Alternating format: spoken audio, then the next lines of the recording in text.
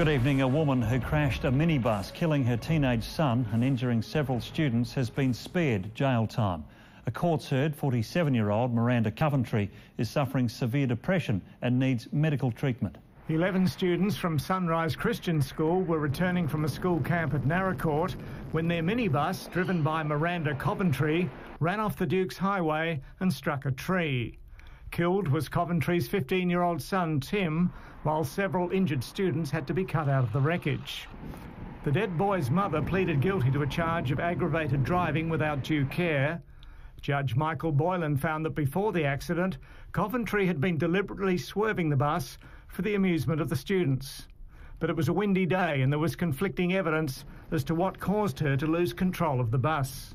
The judge found that since the accident, Coventry's suffering had been overwhelming, to say the least. Your suffering will not end. Sadly, there will always be bitterness or resentment. The court was told that since the accident, Mrs. Coventry has suffered post-traumatic stress disorder and a major depressive illness, and she needs ongoing medical treatment for both conditions.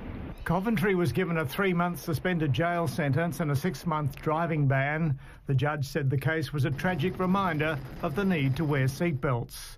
Chris Warren, 7 News. And a 9-year-old girl's died from injuries following a road smash near Quorn. The car she was travelling in hit a tree yesterday. 2 others remain in a serious condition. There are calls for South Australia to adopt some of America's crime-busting technology. Parole Board Chief Francis Nelson says alcohol bracelets could be put to good use, with many breaches here going undetected. Lindsay Lohan's jail sentence breakdown might have drawn some sympathy yesterday, but it didn't wash with Francis Nelson. No, I thought she'd had quite a few chances and had not taken advantage of them. One of Lohan's probation conditions was no alcohol and wearing an alco detection bracelet. The device, which detects ethanol vapour in sweat, isn't used in Australia, but Ms Nelson thinks it should be, depending on cost. I can certainly see the merit in having something similar to that.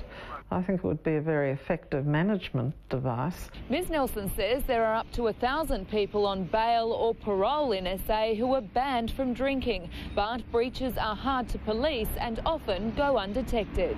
Addiction specialists agree the alco device could help. The bracelet provides a means of constantly monitoring people 24 hours a day, 7 days a week. Victims Commissioner Michael O'Connell thinks it has more potential than the current in-car alco devices for repeat offenders. I would support anything being explored that may reduce that victimisation.